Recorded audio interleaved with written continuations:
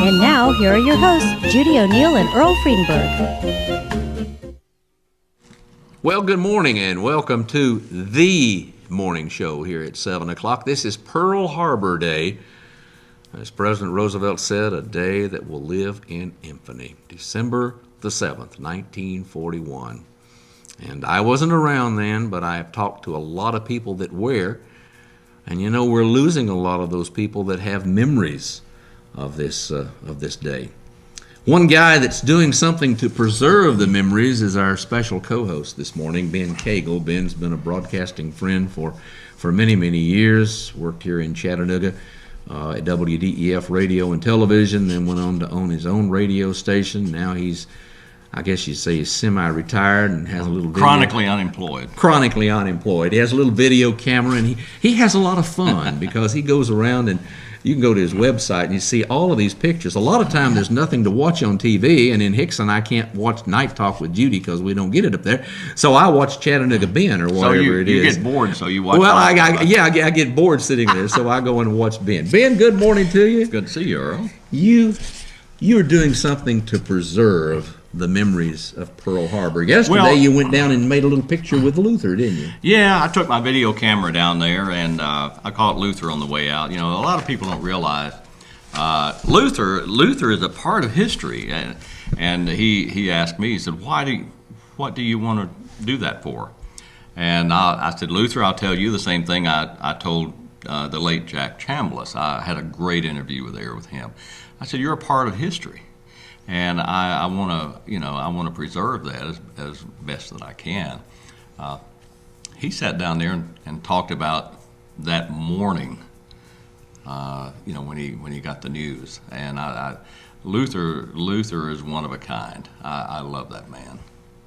Pleasure to work with, easygoing, and he's just a one of a kind person. When we played that clip last hour, and Rick, you got that? We can use that again off of the original video, or do you want me to bring it up? Oh, you got it in there. Okay, we'll play that again in a minute.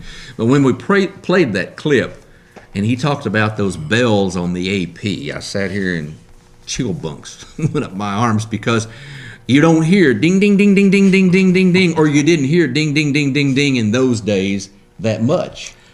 Technology has changed a lot. It has changed so much. It has really changed a lot. I remember back at WDEF when we switched over from film, to the video cameras. That was a big deal. They had these great big RCA TK-76s, I think they paid a fortune for those things. And the quality, it was analog. There was no, they weren't digital. Mm-hmm. And when I look back on what we had to work with back then, it's amazing. In the olden days, you had to have your video in-house by about 10 o'clock because it took, about 45 minutes or so to process it and develop it to get it on the 11 o'clock news. The biggest problem in the news is the biggest fear. The film was going to break, and 2 or 3 times a week, Mort Lloyd would go berserk. The film would break, and of course that just threw everything out of kilter when that happened. And yesterday you sat down with Luther there on the couch, and in 5 minutes you had it all. 5 minutes. It's incredible. Well, I caught him on the way out the back door, and I said, Luther. He said, Ben, where have you been? I said, well, I came down to talk to you, and I know you're busy. I want to take a couple minutes. He sat on the couch and said, what do you got? So I recorded a little bit there. Okay, we've got a caller on the line. Let's take the call, and then we're going to listen to that clip from the voice of Chattanooga, Mr. Luther. Good morning, caller. You're on the morning show. Good morning. Hi. Well, I want to tell you something that is current about Luther that is amazing. We found a set of keys, and it was a real nice set of keys with several important things it looked like on there. So we called everybody and put it in the paper and everything to please call us about these keys. And we asked Luther to put it on for us one time, but for 2 mornings in a row after that, he called us to ask us, did we still have those keys or had somebody found them? We said, no one's called us about the keys. We still have the keys. But he took the time at his age and took the interest to call us and find out so he could still advertise that we were holding these keys for someone if they could identify them. And I think that is amazing at his age. And he did that himself. He didn't designate it or delegate it to someone else. He did it himself. And I think that's very admirable at his age. Yeah. Well, at any age. Right. It's called follow through. It's called detail. And when it comes to detail, Luther is one of those type of people. He follows through, and I admire that in anyone. Yes, that's the way he's always been that way. This was last week, so thank you very much. Thank you for calling. Okay, let's watch that video that Ben made yesterday with Luther and his memories about December 7th, 1941. It was a Sunday. I was working on a Sunday, still going to high school. I was sitting there in the studio, and we could hear the news machine, which was down the hall. When you had a bulletin or any kind of important event, and they wanted to get it on the air over the news, you'd hear this ding, ding, ding, ding, ding, ding, ding, ding, ding, ding, and it would continue, and you knew something big had happened. I ran up to the machine, brought it back, read it. The Japanese have attacked the island of Oahu. And I, as a young high school student, that didn't really, I didn't get the full meaning of it because that kind of thing had happened over in that part of the country, in the part of the world, many times over the years. But anyway, I thought, well, we'll wait for the next bulletin to see what happens. And a few minutes later, less than 5 minutes, another one, ding, ding, ding, ding, ding. And this next one, I think, told of part of the damage, not all of it, part of the damage there in the harbor. And of course, in just a short time after that, one of the ships was sunk. And, it created the thing that President Roosevelt talked about the next day, going to have to declare war on them, and that's what they did. But it was a quiet Sunday afternoon when that first bulletin came in. And little old me, high school, it didn't really mean war to me that first time that I saw that bulletin. The second bulletin, I thought, oh man, we might be going into war, The voice of Chattanooga, Luther, reflecting on December 7th, 1941. Yeah, the man that informed Chattanooga. The man that's still informing Chattanooga. Yes. All these years. You have a special interest in this day, and Ben, I think it's got a story that needs to be told. Well, I'm not an authority on Pearl Harbor. My dad was there. My grandfather was there. My grandmother was there. My grandfather was there when they bombed. My mother, she's 85, and I would have her in here today. She had a stroke. She has expressive aphasia, which means she can't get her words out. But she's doing okay. My father passed away 2.5 years ago, and my grandfather on her side was there when they bombed. So when they bombed Pearl Harbor, my grandmother and my mother, who was a 17-year-old kid at the time, they wanted to be together. So as a family, they got together in Pearl Harbor even under the threat of another attack. It's like, well, we want the family together. And so that's when my grandmother and my mom went to Pearl Harbor. Well, they went there on the USS Tyler. They worked at the Pearl Harbor Navy Yard. And my dad also happened to be on the USS Tyler going over, but they never met on the ship. They met later. And my father worked with my grandmother, my mom's mom, at Pearl Harbor. She drove a truck in the Pearl Harbor Navy Yard. What? She drove a truck? A truck Wow. in the Pearl Harbor Navy Yard. and she worked close with my dad, and she didn't even tell him that she had a daughter for 3 or 4 months. I think she was, sizing him up, and then she later informed him that, well, I have a daughter, you might want to meet my daughter. And my mom was, she was a poster girl. She was Hawaii's outdoor poster girl for 1 month. Your mother? My mom. And I should have brought some of those pictures, but my dad is like, whoa, who is this lady? And so they were married at Pearl Harbor. Your mom and dad had a wedding ceremony at Pearl Harbor. Yeah, and I have some pictures.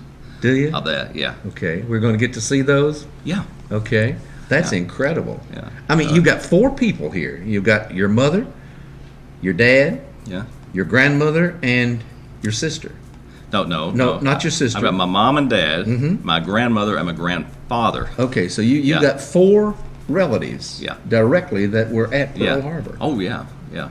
Where was your dad when the bomb started? Did he ever tell you that story? Well, my dad got that. Now, he got there right after the bombing. He was not there during the bombing. Oh, I see. And it's the constant threat that they lived through. My mom still talks about having to wear the mask and all, and what to do in case there's another raid. And so she actually is a survivor, a Pearl Harbor survivor. It's a 17-year-old kid that goes through something like that. I don't think that they ever really totally get over it. My dad, he was a loving person.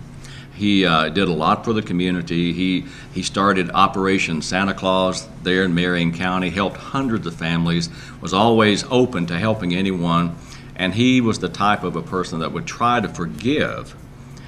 But he passed 2.5 years ago, but the one thing that he could not forgive his entire life is the bombing of Pearl Harbor.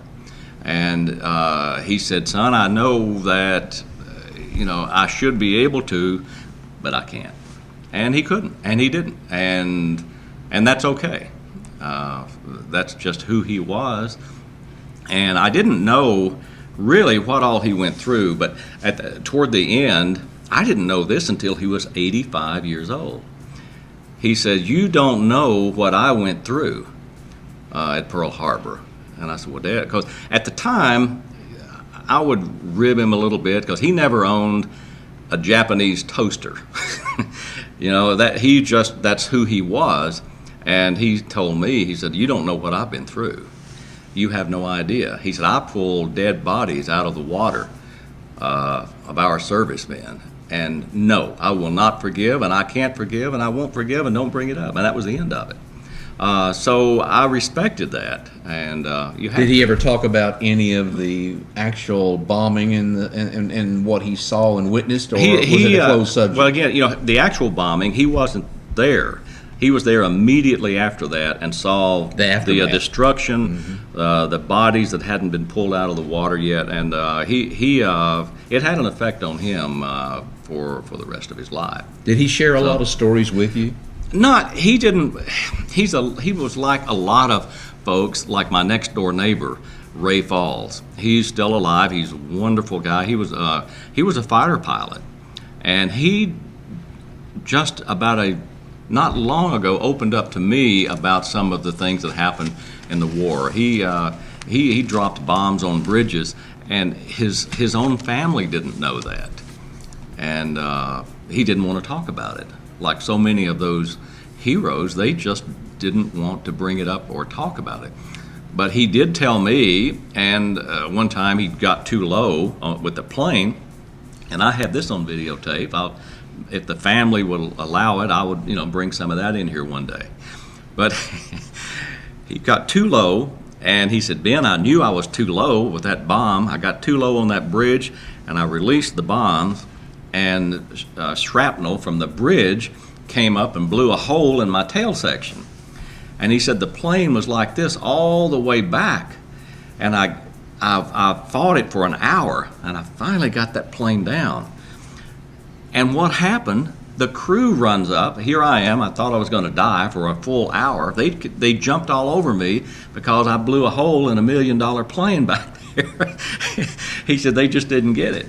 And so he just threw his hands up and walked away. But so many of those stories, his own family didn't even know about that story. Now, your mother Didn't wanna talks talk. about this, doesn't she? Yeah. She's talked about the Pearl Harbor experience down through the years. Yeah, and the money, they brought back money from Pearl Harbor. A lot of times, did you know that the United States had a special currency in Pearl Harbor? No. Rick, which camera Would do you, we want? The first camera over there? Okay, maybe we can. They get a brought back picture of that. several $100. That's a $20 bill that they brought back from Hawaii. I don't know if you can zoom in there. You'll see Hawaii right here, and turn it over. Oh, yeah. There you go. Oh, great snapshot. There you go. Now, A special $20 bill. Yeah, and I'm told there was. I think they did the 1s, the 5s, and the 10s and the 20s. And someone said, "Well, why did they do that? Why would they put Hawaii on the U.S. currency?" Well, the United States government at the time was terrified that the Japanese were going to come back and take over the island. And, of course, there were banks there. There was a lot of currency there. And in the event that the government came back and took over the island, then they would at least have their money marked. And, they could declare that insolvent,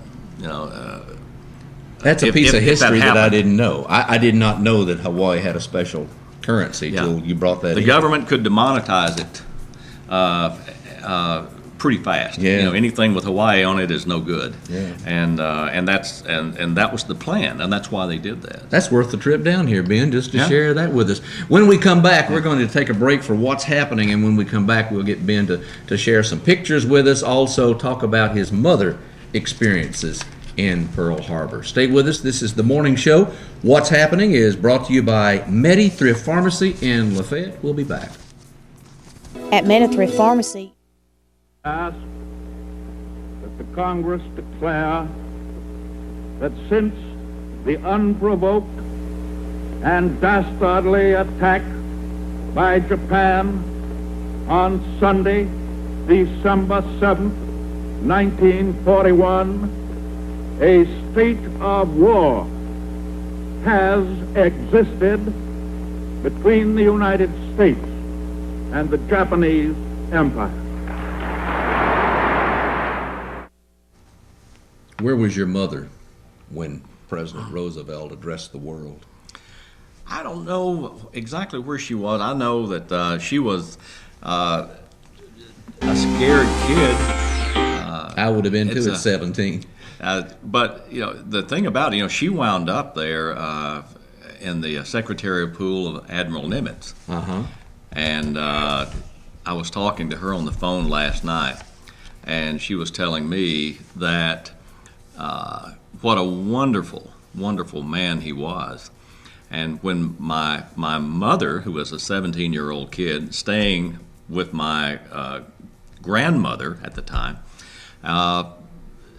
they were in a housing area where there was a lot of drinking that went on there at night. Well, my mom and my grandmother, they were teetotalers, and this carousing going on there at 2 o'clock in the morning. So she told my grandmother, her mom, she said, "I'm going to go talk to Admiral Nimitz in the morning about this." And my grandmother said, "Well, you can't, Admiral Nimitz, he won't, you can't do that." She says, "Well, I'm a secretary. I guess I can go in there if I want to." And that's the thing about a young kid. A young kid doesn't realize, she didn't realize, this is the guy that ran the entire fleet. And she did. She went in that next morning, had a one-on-one meeting with Admiral Nimitz, and told him of the situation of the drinking and the carousing that was going on there, every night, and that they were tired of it and it wasn't right. Admiral Nimitz gets up from his desk, walks over, gives her a hug, and says, "Little lady, that'll be taken care of in the morning." And it was. The next morning, they were moved to another housing quarters, and as a direct result of that meeting with the man, Admiral Nimitz. And and she still talks about that. And my grandmother was just blown away by that, because you can't go in and talk to Admiral Nimitz over something like that. He won't get involved in that, but he did, and she always appreciated that. Refresh my memory now. How did your mother and grandmother come to be in Hawaii? Well, my grandfather was there, when they bombed, and then immediately after they wanted to be together, even in a situation, an environment like Pearl Harbor. A war So situation. they went to work at the Pearl Harbor Navy Yard, and they went over there immediately thereafter. My dad was at the Pearl Harbor Navy Yard, and to get in there, you had to have your credentials. He was. Can we get that, Rick? A little button? Oh, okay. There we go. Yeah, he was in shop number 38 Uh-huh. in the Pearl Harbor Navy Yard. He worked on the ship's engines and maintenance and stuff like that. Wow. And he wore this badge. That was the badge that he wore every day Uh-huh. at the Pearl Harbor Navy Yard. Wow. And he was that's a behind the keepsake. gate one day, and I don't know if I told you this story. He's a young kid. I mean, these were just kids. He was over there one day, and the big black car, as he said, pulled up right beside him, and he looked in the back seat of the car a few feet from him, and in the back seat of the car was Roosevelt, Winston Churchill, and Douglas MacArthur. They were all three in the back seat of that car, and they were surveying the damage and just looking over the situation. And he said, "Son, I looked around in the back seat of that car, and I saw who was in there. Scared me to death." He was just a few feet from Roosevelt. the world trinity of leaders Yeah. there. Roosevelt, Churchill, and MacArthur. Wow. Yeah, he talked about that a lot. It made an impression on him that stayed with him throughout his life. Ben Cagle is with us this morning. This is Pearl Harbor Day. Let's go to the phones. Good morning. You're on the morning show. Good morning, buddy. Good morning. Yeah, I was just wondering if anybody's going to remember about today. This is a special day, and Absolutely. most of my friends that were at the harbor have long gone on, but on December the 7th, and when I found out Ben was sort of a historian on this day, I said, "You got to come down." Well, I don't know how much of a Well, historian I think you're am. I providing have, good history because you had 4 relatives that spent time there. Go ahead, Earl. Well, I just, that's what I was going to talk about was the fact, today is a day that'll live in infamy, if I can say it correctly. Always will, but unfortunately, I think a lot of our young folks today are not being taught what happened. You're right. They have no idea. A lot of them do. There's a lot of smart young kids out there, Yeah, but I think a lot of it's been dropped from the history books. Is Well- that actually happened. right. They don't want to talk about war, I Don't want to suppose. talk about it. And see, unfortunately, there'll never be another Pearl Harbor, but there's one going on right now that people are not willing to acknowledge. I mean, you've got these idiots like the little runt over there in North Korea, and you got that idiot over there at Ahmadinejad or whatever his name is. I mean, those people right there, and what's amazing to me is that our leaders at the national level, and I'm not talking about the present ones, I'm talking about the ones for the last 20 years have known this is going on and knowing what the result's going to be from those ideologies over there. And we need to do something about it. And otherwise, the Pearl Harbor that happened in 1941 is not going to happen the way it happened then. It's just we all already know what's going to happen. It's just a question of when. The Times Free Press does have a good front page article down in the lower left-hand corner about some students in Pearl Harbor Day, which I think that's a good connection because at least some of these young people will be exposed to a piece of history that may not be taught in schools today. Yeah, I mean, let's face it. A lot of young people think that the Germans bombed Pearl Harbor. It's true. That's exactly right. And they didn't realize that England wouldn't be England today if it wasn't for the United States. China wouldn't be China today if it wasn't for the United States. I mean, we saved the world, basically. The United States did because we were such an industrial power, plus the character and the fortitude of the American people. Yeah, how soon they forget, and Absolutely. and now it's a situation to where everyone hates America. Yeah. So And it shouldn't be that way.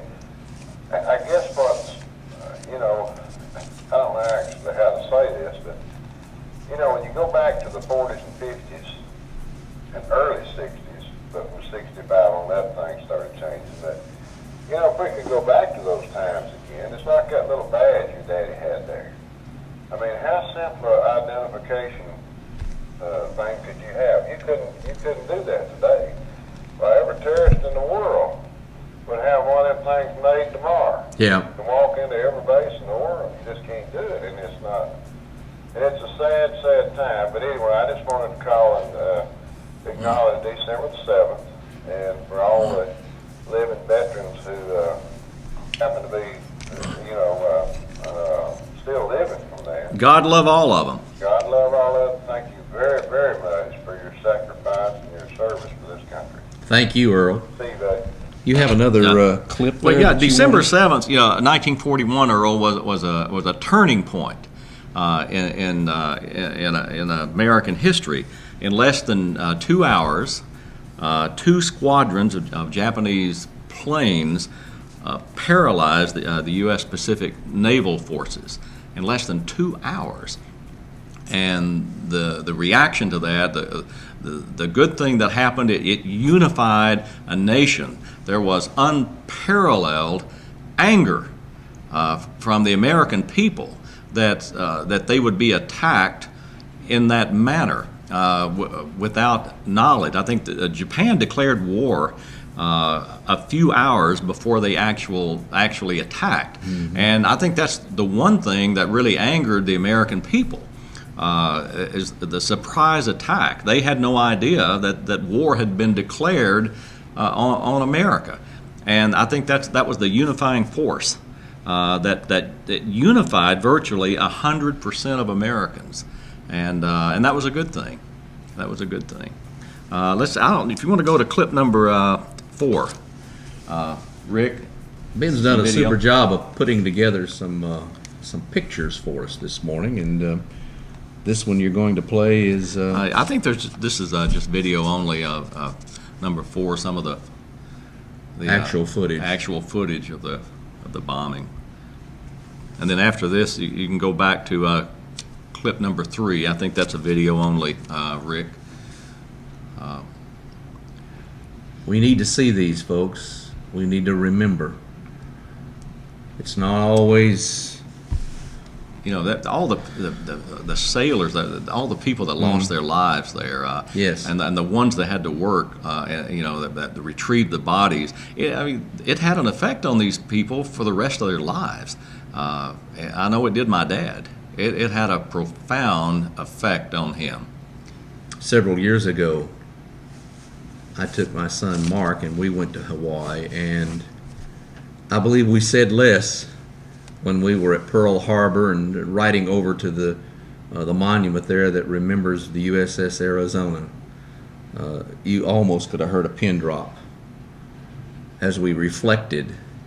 And as I stood there at the memorial and I looked at the names of all of those servicemen who were killed during that bombing attack, sometimes you ask yourself why that you were allowed to live with such freedom and able to enjoy so many things when people like those behind those names on that wall there at the memorial gave their life.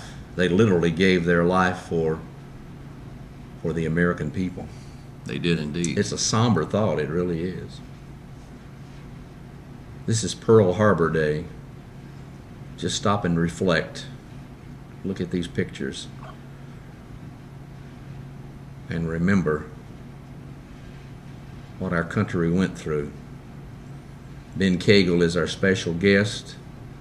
Ben's in a unique situation in that 4 relatives there at the harbor. His mom and her mother, and then his dad went to the harbor right after the bombing, and his grandfather. And his mother and dad married there at Pearl Harbor. You've got a unique story. I mean, this is a unique story. Well, I appreciate the invitation, Earl. It's, any time I get a chance to remember Pearl Harbor, I heard that growing up my entire life, from my dad, and like I say, it had a big effect on him. It's amazing that we still have these pictures to view, because back in this era, technology was so primitive. True, that's true. And you've got another clip there you want to share with us? Yeah, there's another clip. I'm trying to remember exactly which one we have here. Let's see. Ben's done a good job of putting together a cue sheet. I'm not too organized right here. He can. Well, as I told our viewers earlier, this is difficult for Ben because it's difficult. This is the first time in 10 years I've gotten up this early.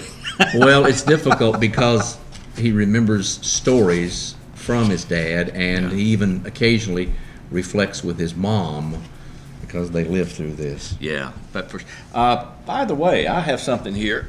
I'll show you. I have the one of the things. While you're getting that, let's take this telephone call. Good morning, caller. You're on the air. Your thoughts about Pearl Harbor Day? Yeah, good morning to y'all. Good morning. Is it true that when the Japanese bombed Pearl Harbor, did they stop in Alaska and fill up before they went to Hawaii? Come again? I didn't get. Did the Japanese stop in Alaska and fill up their planes with I have fuel? no idea. I'm not an official historian on that. I don't know if that's true or not. I've heard that. Maybe one of our viewers might know. I haven't heard that That's what story. I was told, everything. And I also told that if the Japanese would turn around and come towards California, that we didn't have no ships and everything there to protect the United States. Well, we probably could have been better prepared, don't you Yeah. think, Ben? Yeah. I mean, well, see, the United States had a false feeling of security, and by that, they had the ships parked there in Pearl Harbor, and the U.S. government at that time said, well, we're not really too concerned about that, because let's face it, at the time the torpedoes that the ships that the planes would drop needed 60 to 70 feet of water. And all of the water around Pearl Harbor was only 30, 35 feet deep. So they weren't really too concerned about planes coming in there and dropping torpedoes on those ships, because the torpedoes would hit the water and go straight down and explode. They couldn't buffer the top part of that water.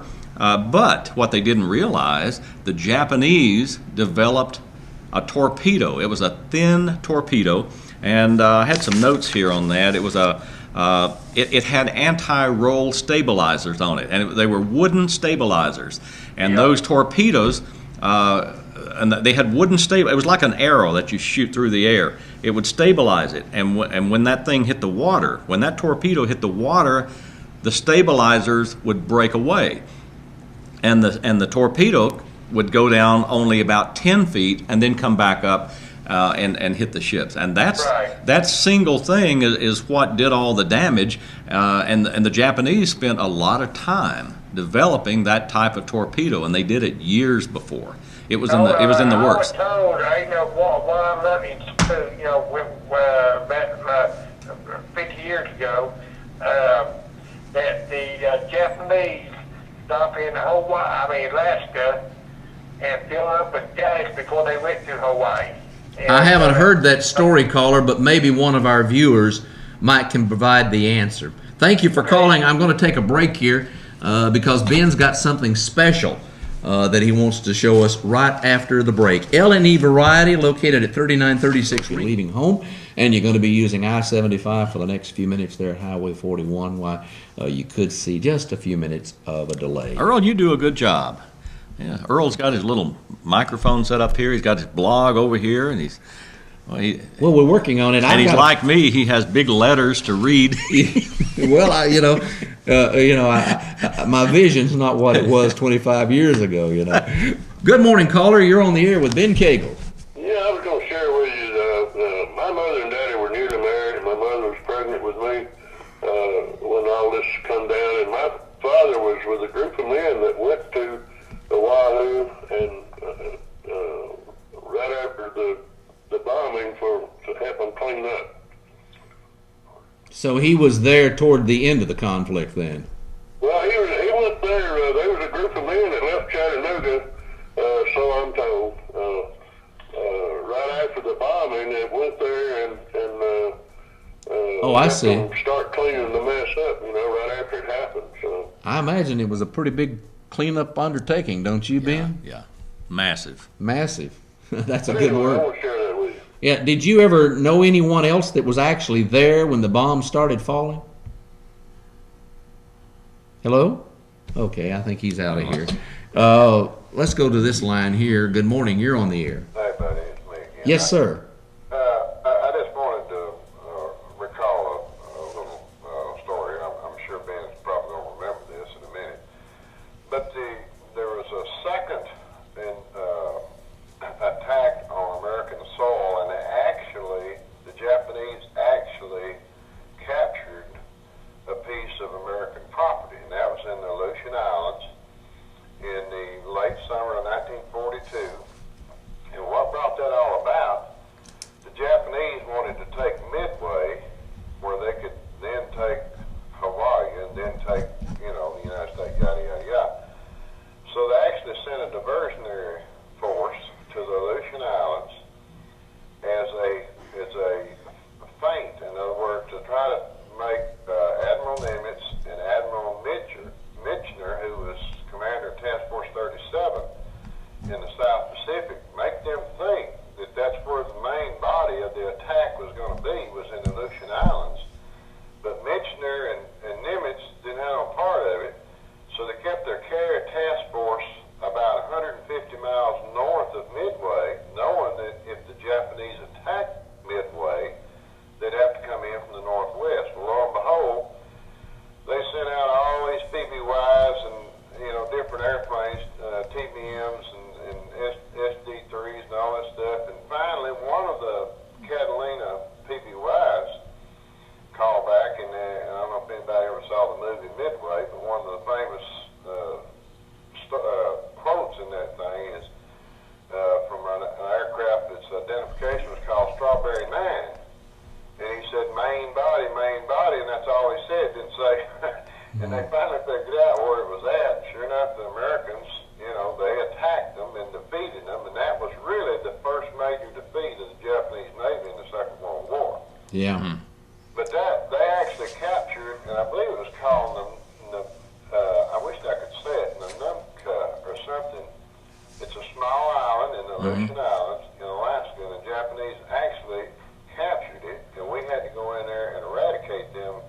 I think it was in the spring of '43 that we sent Marines in there to clean them out. Yeah. So anyway, that's the story on that. Well, thank you for sharing that with us, Earl. Okay, buddy. You have a great one. You got something that we promised we were going to show our viewers. Yeah, I have the order of the day on the Missouri, on the signing, when they actually I signed. think we're on camera one, I don't know if man. you can get this Yeah, here. there you go. You probably can't zoom in there, but this is the order of the day. Now, what is And an order of the day? Well, this is the order of the day. Sunday, A list of September 2nd. events. A list of events. September 45. When they actually signed, the treaty. Sunday, it's got the September call to 2nd, watch. 1945. It's got the whole thing here. Reveille, early mess, sunrise. Yeah. It's, Wow. And this is one of the pieces of memorabilia that your daddy I had. don't know how he retrieved this copy of this. What is this? Is a picture of a ship down here. That's the Missouri. That's good job there, Rick. Yeah, and who is? I guess that's the admiral. That's where they signed the end of the war, right there on the quarterdeck.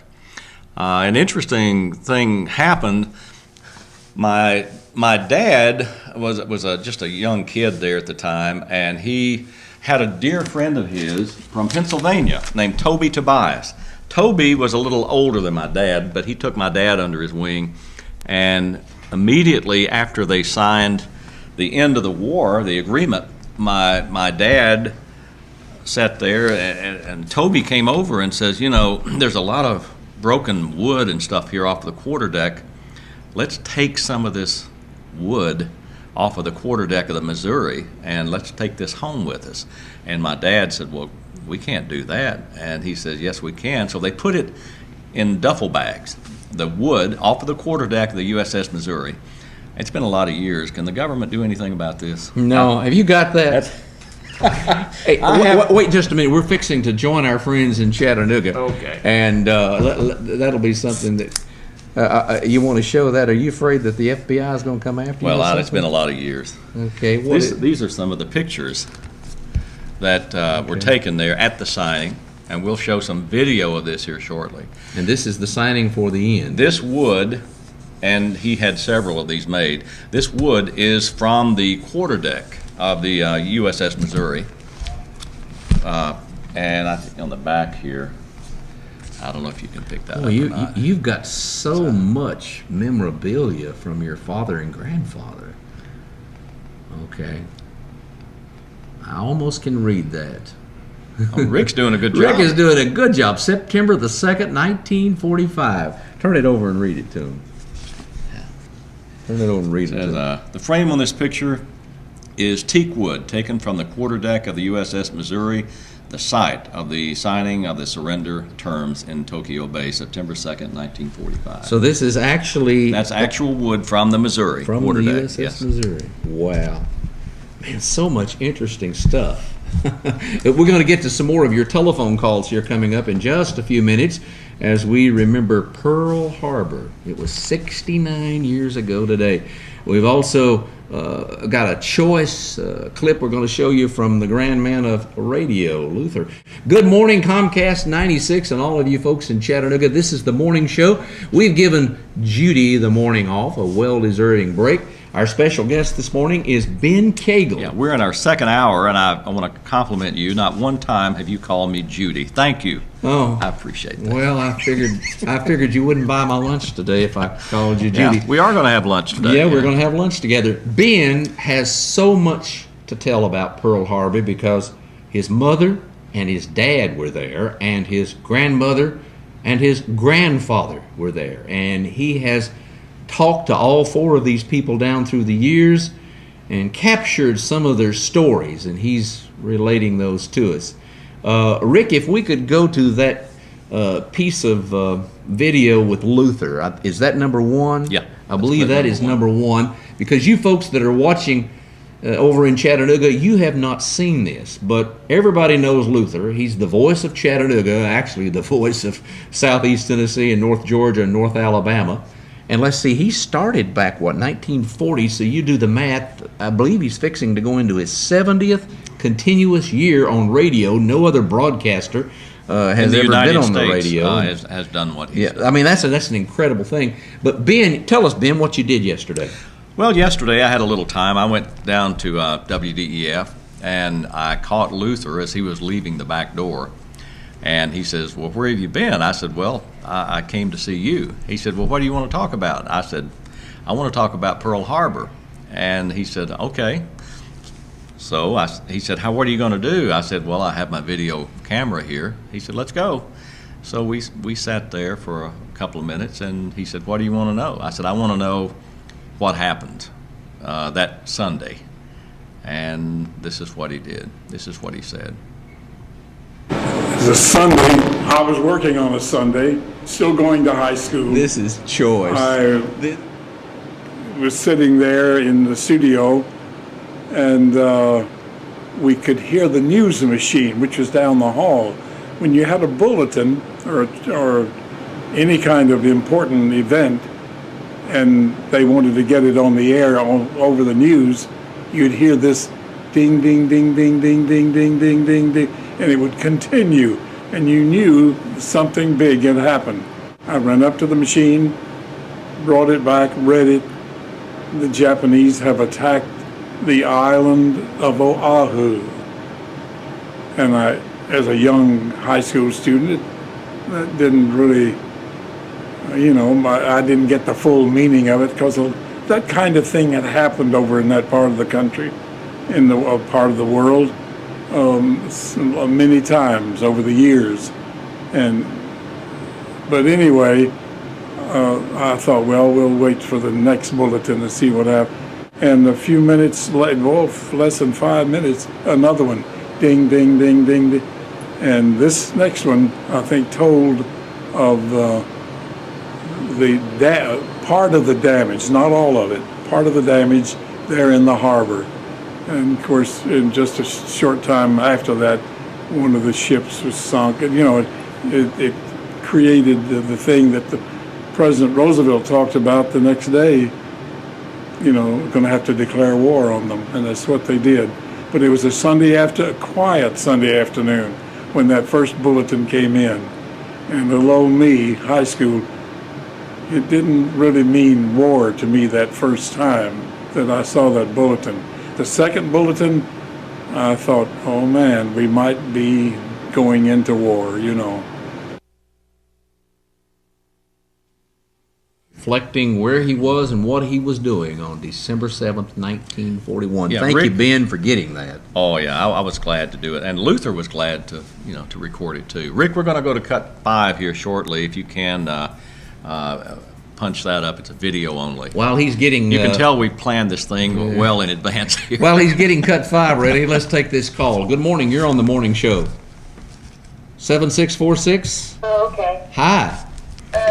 My mom passed away about 4.5 years ago, and she was always collecting stuff, and she had a picture, and I just happened to get it. I didn't even know what was in there, but when I got home, I was looking through it about a year or so ago, and I found a picture, and it's not like woods that we have, but it's like a wooded area with real tall jungle-like trees and stuff. And I turned it over on the back, and it says OAHU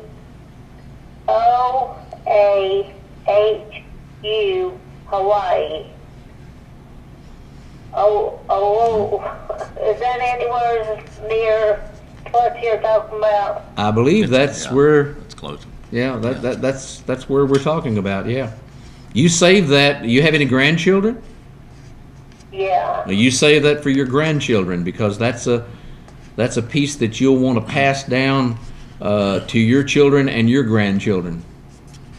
I also have a record set that I found, that I had bought back a bunch of records, and it's a Hawaiian set. Uh-huh. And it's a double record thing. I see. But one of them's stuck in there, and I can't get it open to see what all's in there. There may be papers and stuff down in there, but... Well, keep it. Don't throw it away. I mean, there might be one of these Hawaii $20 bills in there. You never know. I just might have it. Yeah. I think this thing, I looked at this on eBay, I think this thing is worth $100. For the benefit of the people that are just joining us, Ben's got this collector's piece here, this $20 bill, and it says Hawaii. That's amazing. I'm just... Yeah, this is the most amazing thing about our conversation this morning, is this $20 bill. He says it's worth $100.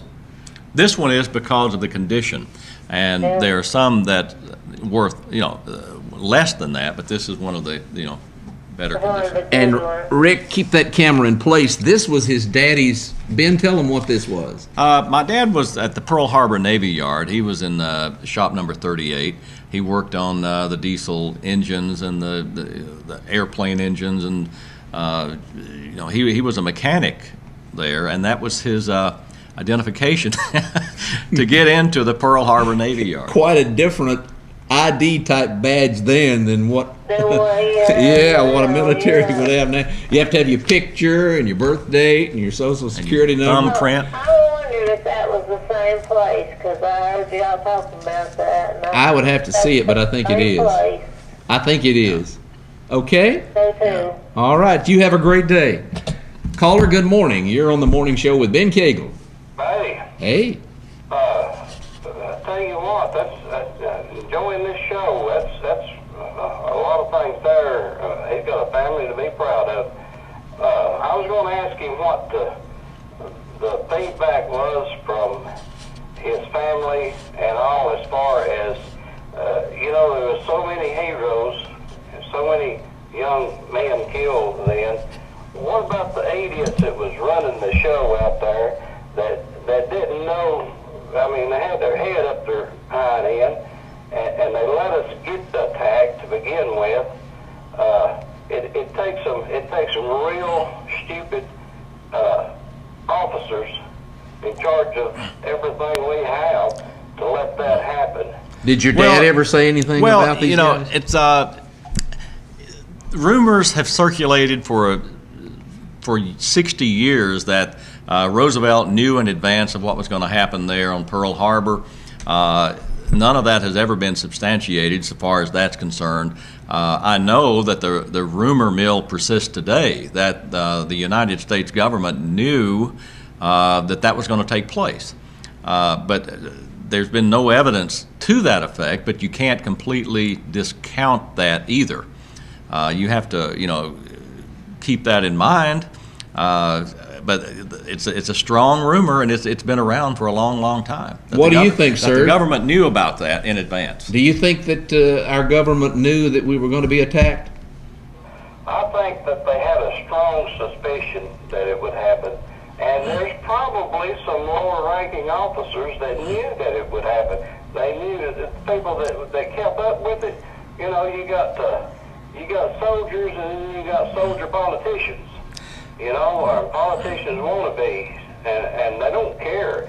But you get some of the men that's on the front line down there keeping the stats and all. I'm sure a lot of them knew that was fixing to happen. Yeah, and because you always, back in history, they say, hey, you always expect them to hit you where you don't think they can. Yeah, and there was a false feeling of security. I know we've joined Chattanooga here now. We mentioned this a little bit earlier, but at Pearl Harbor, we had a situation to where they were in 35 feet of water.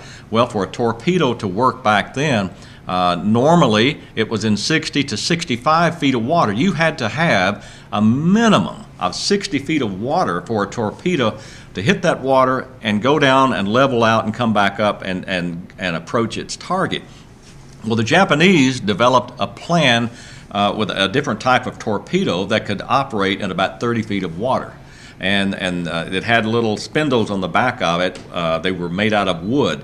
And when that torpedo hit the water, the wood would break away. And the torpedo didn't need a lot of water. And the United States government had no idea that the Japanese had perfected that. And that single thing alone is what decimated Pearl Harbor. But there was a false feeling of security that they had in that area because of the torpedo problem. And when that happened, they were devastated. Caller, thank you very much. We do need to take a break. You're watching The Morning Show. Our special guest on this, the anniversary of the attack on Pearl Harbor, our special guest is Ben Cagle. His mom and his dad and his grandmother and his grandfather, all four of them were at the harbor at one time or other during this terrible period in our country. And we'll continue our discussion and show you some more pictures after we take this short break. This, ladies and gentlemen, is Ben Cagle's father looking through his memorabilia. We'll just let the pictures speak. And all of these picture frames are from the quarterdeck, made out of from wood from the quarterdeck of the USS Missouri. He would talk about Pearl Harbor a good bit, but there's some things he would not talk about. Some of the gruesome stuff that he saw. He just would not, talk about it. Had a lot of respect for MacArthur. Most World War II vets did. Yeah. I And heard my father speak about General Douglas MacArthur many, many times. I said, Dad, you've gone public here with the, before he passed, about the teak wood coming off of the Missouri. He said, son, that was a long time ago. I was a kid. But, as I mentioned in the last hour, he was a forgiving person, a loving person, a person that donated a lot of causes. But the one thing that he could not forgive is the attack on Pearl Harbor. And he told me he was 85 years old. He said, son, I know I should forgive, but I can't. And that's okay. President on Pearl Harbor tour, President Roosevelt. And there's MacArthur, and there's a Halsey, I think. But he had, he kept all those pictures, and the family, of course, we still have all of those. Was he a fan of President Roosevelt? Yeah. Oh, yeah. I figured I can tell that by saving these pictures of the president. Oh, that he loved really liked him. loved Roosevelt. There's my mom and dad at the Pearl Harbor Navy Yard on their wedding day. There's all the naval brass behind them. And what year was this? Well, that would have been 1945. 45. Okay. October 29th. They were there for several years. They were Ben's just mother kids. and dad at the wedding. Yeah, she looks like she might have been, 21? Oh, I think so. 'Cause they were there for 3.5 years, I think, total. Somewhere in through Some that. great pictures there. I think there's a. Go ahead when you can, Rick. Cue up. Let's see. I'm trying to think of where that was. See what that was number 5, I think. Go to number 6, clip number 6 when you can, and see. I think that's a video only, if I'm not mistaken. I don't know whether there are any Pearl Harbor survivors in the Chattanooga area or not. I know. Now, I think my dad took these pictures at Pearl. That's my dad, a young fella, just landed at Pearl Harbor and had his picture made. He was a good-looking feller. Several years ago, at 5 minutes of 1 of the Legion posts used to get together, and they would observe a few minutes of silence in honor of the events of this day. More of your family pictures? Yep. That's one of my aunts and my mom. And let's see, that's my dad on our left, and that's his brother Eston. That's my dad and his brother Eston. They were at Pearl Harbor for, I think they were over there a total of 3.5 years. And my dad, they had a motorcycle. My dad would ride the motorcycle through the pineapple fields on the J Day. And I don't know what J Day. I guess that was Joy Day or whatever. I don't know. This looks like Waikiki. I think he took these pics right here. Downtown, maybe at the end of the war, perhaps. Everyone coming out to. I think so. Yeah. Honor the victory. I don't know if my mom or dad. That's my dad there. I don't know, probably 20, 22. That's my mom and dad. This is in Hawaii. This is the night before he, I think, proposed to her. And this is a picture. They were married in Hawaii. This was taken at the United Methodist Church in Honolulu, actually. Do you know if that church is still standing today? I don't know, but I'm going to find out. Your dad resembles Billy Graham in that picture. Yeah. You see. I mean, maybe it's just me, but I thought at first, is that Billy Graham? He has. Oh boys, some great pictures there. You've got those turned out pretty good. You've got some things there that you will cherish the rest of your life. For sure. Yeah. Let's bring some callers into the conversation. 7646. Good morning. You're on the air. Good morning. Yes, I was, and the place where we was at, we didn't have electricity, but anyway, we went and we had a radio that was run by batteries, and we heard it all there. But I remember the airplanes coming over after that, then when the war was on. May I ask your age? I would have been about 8.5 years old now. 8.5, and you were on the island? No, I was in Sand Mountain. Oh, you were at Sand Mountain. Okay, so you were a youngster, but you remember when they interrupted and brought the bulletin over the radio then. But I know we had the radio we didn't have power on that section down there at that time. But my wife's uncle, I didn't know him at that time, he was over there on one of the ships, and he said that they wanted to send him to an aircraft mechanic school, and I don't know where it was located, but he said that he went and studied about it, and said he didn't know where he wanted to go or not. He said something just told him during the night to go. He's passed away now. Something just told him to go on to that school, and he had just transferred out of that ship, and they blowed his ship up there in Pearl Harbor.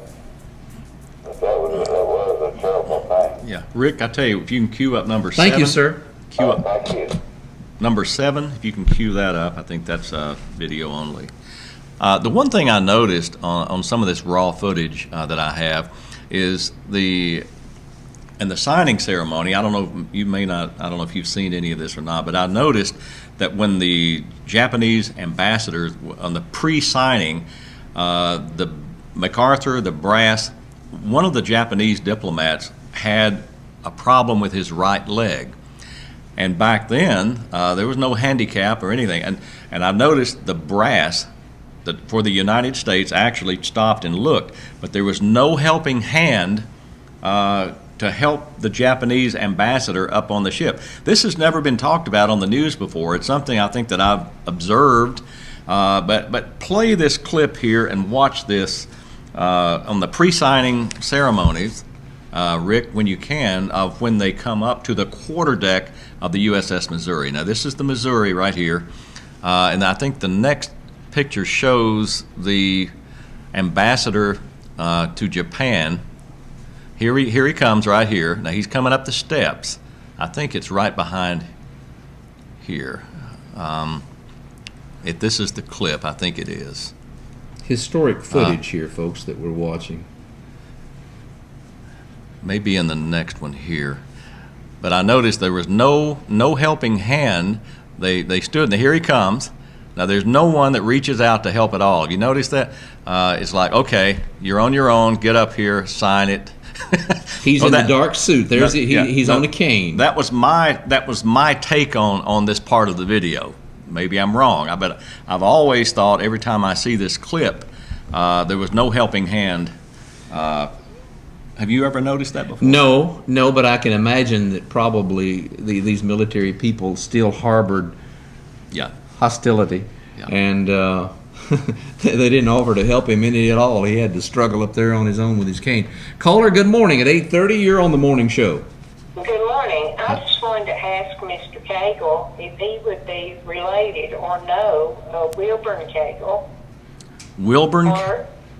Yes. Wilburn Cagle. I don't think so. And or a Jack and Ethel Wilson. Not that I know of. Of course, we all related, but no. The Cagles came from North Carolina, and from there up in Grundy County, and I don't. It could be a distant relative. I don't know. There's not a whole lot of Cagles around. Ben's got strong ties to Marion County. My mother has pictures of a Ben Cagle, and we knew those people are kin to Wilburn Cagle. And that's why I wondered, it's because they do have a picture of Ben Cagle, and I didn't know if that could be you or if it could be, but it was when I was younger, and so I didn't know, if it could be you or what you look like. Well, were they nice people? Oh, yeah, they are. We're probably related, right? Wilburn, right. Wilburn was my. May I ask, how old is the Ben Cagle in that picture? It's not the one when he was 3 years old in training pants, was it? No. Just wondering. There is one circulating around. I think we had it at Channel 12 with Ben Cagle when he was 3 years old in training pants. I figured that might have been a copy. No, 16 or. Oh, he was 16 or 17. Okay, that might have been you. Ooh, that was a terrible time for me. We would go to Dalton and visit them. Yeah. But, I really enjoyed this. Well, Thank you. I think it's important to remember this date, December 7th, 1941. It's also important to remember 9/11 too. Two dates that the American people need to stop and reflect on. Yeah. Yes. We're losing these heroes at an alarming rate. And I want to say this. My dad, he passed away. He was 85, going on 86. And I guess I hope I can say this. One thing from the bottom of my heart that I've always appreciated. He had a great team of doctors that kept my dad going, probably for 3.5 or 4 years beyond what was expected. When they found out about his diagnosis, his lung problems. His lung problems he developed as a result of being inside the ships. There was no protective wear at the time. You breathed all of the asbestos. You took that in your lungs, and it became a problem for him when he approached 80. But the doctors that he had kept him going until he was almost 86 years old. And one of the doctors, I hope if I can say this, is the Chattanooga Heart Institute. Dr. David Went is a remarkable doctor, and the family loves him very much. And I can't say enough good things about him. And I want to say this: one of the pictures, the frames that we have of the USS Missouri, that we looked at here today, Dr. David Went received one of those. Mm-hmm. And so it was a tribute to him and what he did for my dad. Your dad, his end-of-life health problems were caused by things that happened back in the 40s. In the 40s. In the harbor. The breathing, the intake of the asbestos. Because back then, the federal government, they didn't have any protective wear. Yeah. If you were in the hull of a ship sanding away, they didn't provide anything. And of course, he didn't have problems until he was later on, but it was related to that. Go ahead, caller. What was his name? Burton Cagle. Burton. Mm-hmm. Okay. I was going to ask my mother. She's 84, and I was going to ask her if she knew of a Burton Cagle. Mm-hmm. Because we are related to a lot of them. Okay. Well, my name is Burton Cagle Jr. I go by Ben. Oh, okay. I did not know that. Yeah.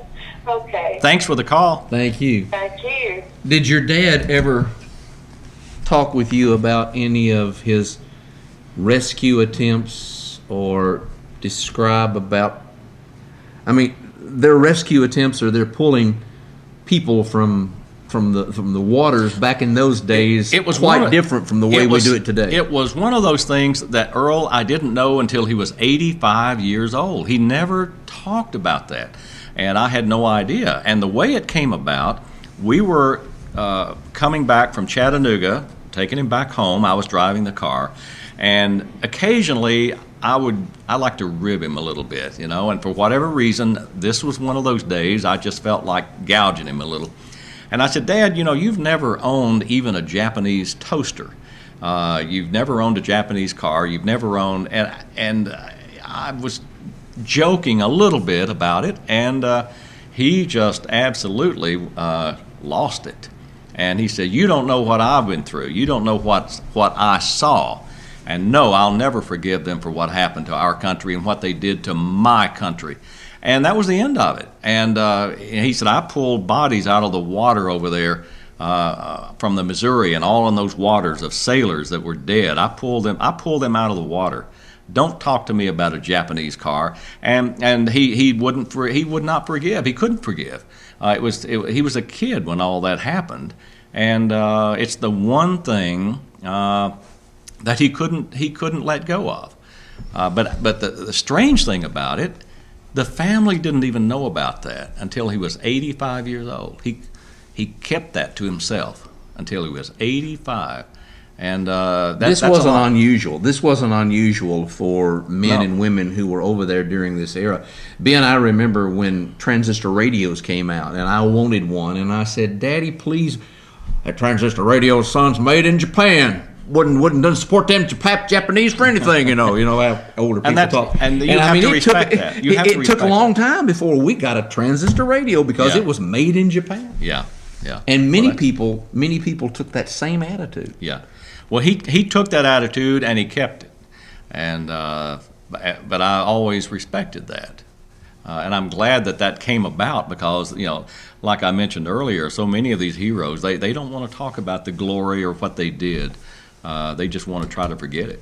Good morning, caller. You're on the morning show with Ben Cagle.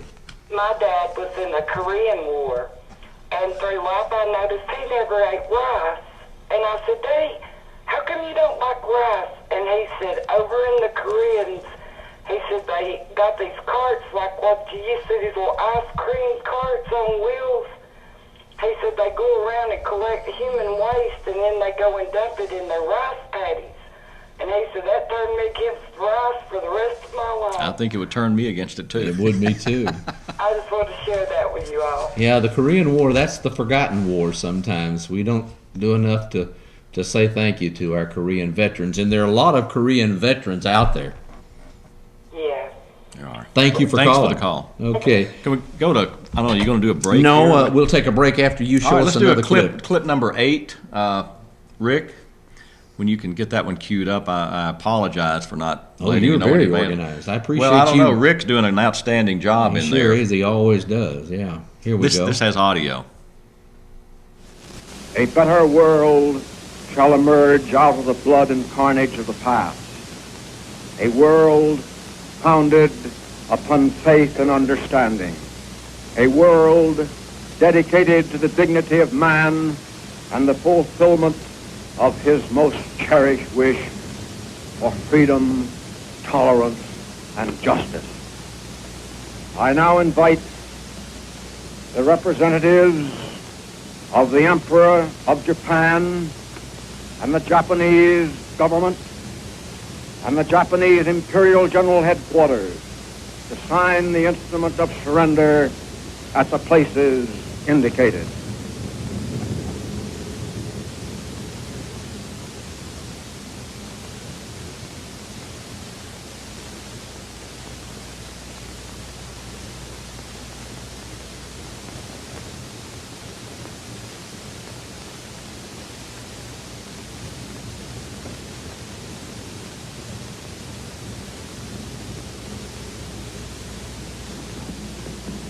The Supreme Commander for the Allied Powers will now sign on behalf of all the nations at war with Japan.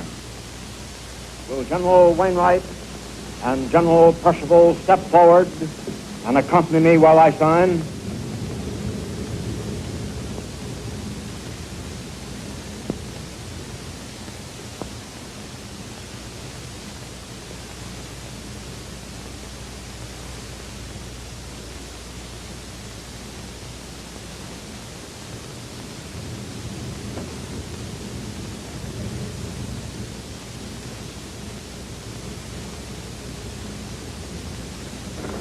The representatives of the United States of America will now sign. Admiral Halsey and Admiral Sherman are standing.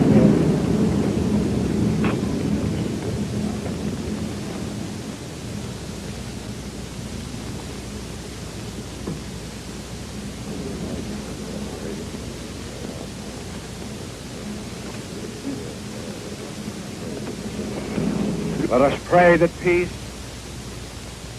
be now restored to the world and that God will preserve it always. These proceedings are closed. That footage together, the pictures and the natural sound of those speaking say the story. Thank you. You're welcome. Great footage, great footage. This is the morning show. Our special guest this morning is Ben Cagle, and we need to take another commercial break, and we will continue. You can join the discussion. The numbers are there on your screen. Tomorrow on the morning show, John, tell the Goodlets you saw it on the morning show. Ben, you've got some more. I'm going to have to get down there and get some of that cobbler. You keep talking about that cobbler. I think it was cherry and peach yesterday. I'm not sure. I stayed away from it, but it looks so good. And then they got the ice cream machine over there, and put you a little ice cream on top. By the way, I'm changing the subject a little bit here. I got a call last night from our friend Roger Chapman. Yes. And Roger informs me that the Calvin Newton DVD is going to be available, I think, right before Christmas time. There was a little bit of a problem there with the printing of the something to do with the material, not the actual DVD, but the sleeve on the DVD. I don't know exactly what happened, but it's supposed to be ready right before Christmas time. And apparently Roger will let us know. He should, and he will. He's watching right now. Just tell him he'll let us know. A lot of people put in orders already for that DVD, so I'm real proud of that, and that'll be available soon. You did a great job on that, and I enjoyed watched doing it it several times. So many of those classic piano players. Yeah. And the good thing is the money goes to the Stocking Full of Love. That's and by what the I way, like about it. We got a big benefit here on the station on Thursday night from 8 until 11. And I understand that our boss, Judy O'Neill, is going to sing You Are My Sunshine. I can't wait. I cannot wait to hear Judy sing You Are. How much money will you give to hear her sing? The objective was to have people show up. Well, the objective is to have people show up and sing, and then people call in. Now, Jim down in the Fed, he's going to give some money to hear Judy sing. I listened to Judy sing about 14 years ago.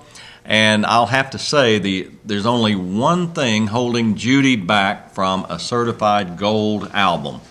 One thing holding her back, and that is a total lack of talent. Total lack of talent.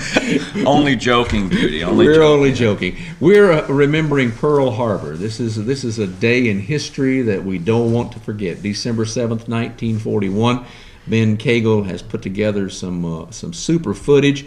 Ben, his parents, his grandparents were there, and he's given us some firsthand information, some things that I really, really didn't know.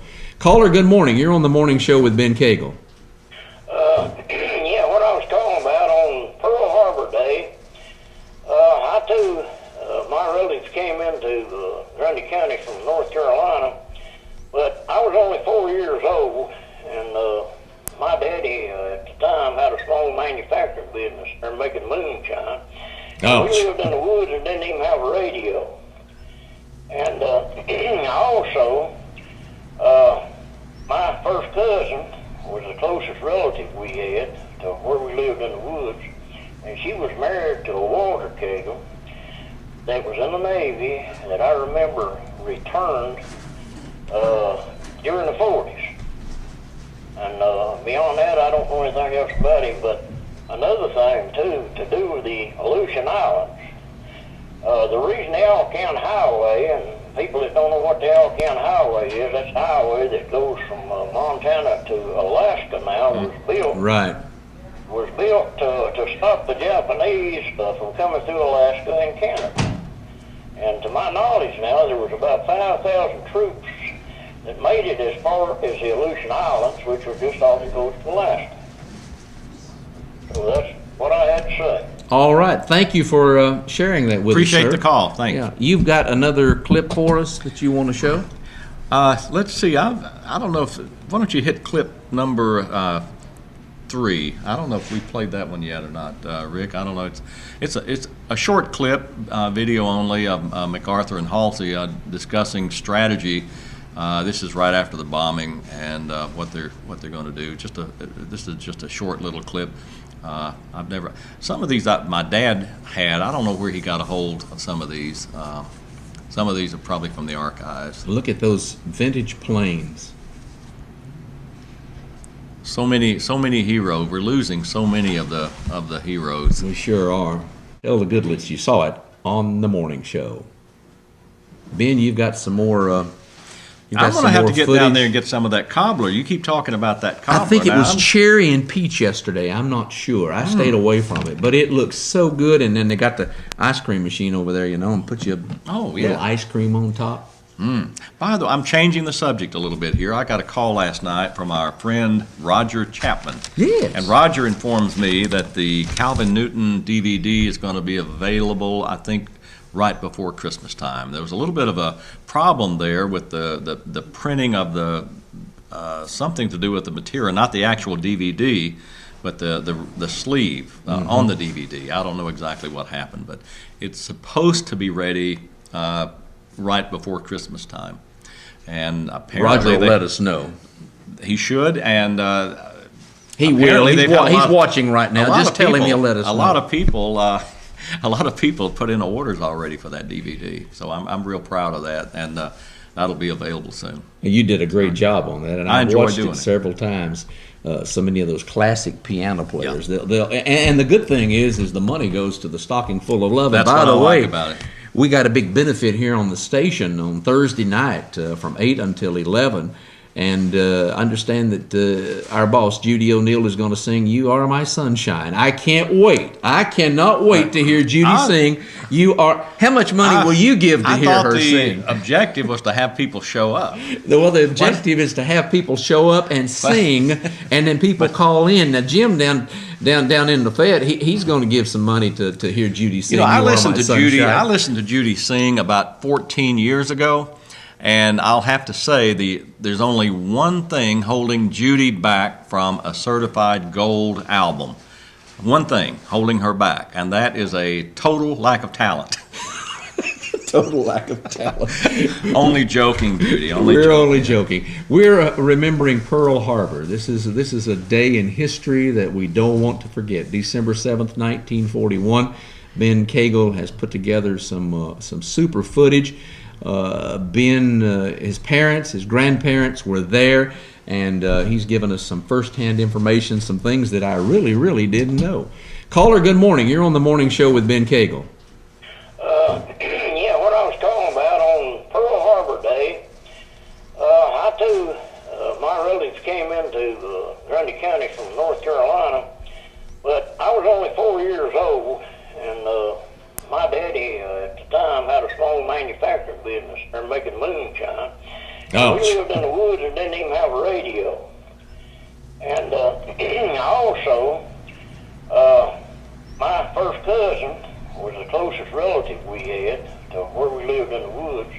And she was married to a Walter Cagle that was in the Navy that I remember returned during the 40s. And beyond that, I don't know anything else about him. But another thing, too, to do with the Aleutian Islands, the reason the Alcan Highway, and people that don't know what the Alcan Highway is, that's the highway that goes from Montana to Alaska now, was built. Right. Was built to stop the Japanese from coming through Alaska and Canada. And to my knowledge now, there was about 5,000 troops that made it as far as the Aleutian Islands, which were just off the coast of Alaska. So that's what I had to say. All right. Thank you for sharing that with Appreciate us, sir. the call. Thanks. Yeah. You've got another clip for us that you want to show? Let's see. I don't know if. Why don't you hit clip number 3? I don't know if we played that one yet or not, Rick. I don't know. It's a short clip, video only, of MacArthur and Halsey discussing strategy. This is right after the bombing and what they're going to do. This is just a short little clip. Some of these my dad had. I don't know where he got a hold of some of these. Some of these are probably from the archives. Look at those vintage planes. So many heroes. We're losing so many of the heroes. We sure are. Thank you, Rick, for playing that for us. Caller, good morning. You're on the air with Ben Cagle. Hey, Ben, was your dad a teacher at Chattanooga Valley High School? No, sir. He wasn't. No, sir. Oh, okay. I knew a Cagle from over in Squatchy Valley that had a dairy farm over there, and I thought that might have been, and he was Yeah. Burton Cagle. Yeah. Well, my dad spelled his name B-E-R. Oh, okay. There was a B-U-R-T-O-N, Oh, but he okay. spelled his name Was you- Was you B-E-R-T-O-N. ever married to Deanie Smith? Was he ever married to? No. Were you? No. He's related to some Smiths, but Was you ever married to Deanie Smith? No. Oh, okay. Well, my dad was in World War II. He was in Guam, so he didn't see Yeah. a lot of action. yeah. I appreciate this show. It's really interesting. Thank you so Thank much. you. God bless all of our veterans. Oh, We I love tell every you, one of them. I'm grateful for every man and every woman that has, and some of them out there in the future that are considering serving this nation in the military. And as we reflect back and look at these pictures of your dad and all of the others that served their country, and some of them gave their lives, some of them never came home, you have to ask yourself, why have you been allowed the opportunity to live in this land and be free when these people paid that supreme sacrifice? I can imagine what it was like, Ben, that morning there when those bombs started falling. Rick, if you can pull up my laptop, this is one of the most dramatic pictures. We went to Hawaii, I guess, 6 or 7 years ago, and Mark went with me. And we had a great trip, but I think the most sobering experience is when we went over to the USS Arizona Memorial. And as I said earlier, we didn't do a whole lot of talking. But to our right, to your left, you can see the discoloration there of the sea. That is oil that continues to spill up from the hull of that battleship, which is on the floor of the harbor. I don't think they've totally removed it. But this is one of the pictures, and I never will forget that sight. I've got a bunch of others, but I'm not into this technology thing like Ben is. And they never will. You know, that would be disturbing a gravesite. Yeah. It'll never be. But that picture there, and you can stand there from the monument, and you can see that oil as it continues, just small bubbles, that discoloration there, and continues to surface from that great battleship. As a reminder. It's a reminder. It's a reminder. And there at the memorial, Ben, you stand there and you read those names, and you just say thank you to all those individuals for giving their lives so that we could sit here today and we could sing God Bless America and the Star Spangled Banner and be free people. And thank you, Earl, for doing this show, for remembering Pearl Harbor. I know your viewers out there appreciate it. I truly appreciate you wanting to do a program of this type, because let's face it, you don't see a lot of this anymore. You don't. It's a day that we'll all remember, December 7th, 1941. Ben, before we go, I do want to remind you about Tootie's at 2978 Lafayette Road, right in the middle of Fort Oglethorpe. It's a great place to go. Consignment shop. Of course, it's owned by Judy O'Neill. And she's got the bountiful Blessings bakery goods, too. You get the fruit cake, you get the sourdough bread, and the cinnamon rolls. If you like good homemade goodies, I mean, these are the same thing. They're made in the kitchen down there at Bountiful Blessings Bakery, which is below Lafayette. But you don't have to drive down there. Go to Tootie's and you get the same thing. LeBron, he's got his car, and he goes down there and he gets the fresh items and brings them back up here. And see, you go get your baked goods, and then you can do some shopping. A little of everything in this consignment shop, specially designed for you ladies. And that's Tootie's at 2978 Lafayette Road. It's in the old gymnasium, and they are open every day, Saturdays from 10 until 4. And you tell Mary and Melinda that you heard us talking about them on the morning show. Get those good old Bountiful Blessings baked goods. Ben, thanks for remembering, buddy. I wish we could get you out of that tie. Well, I got to go see somebody today, so I did take my coat off.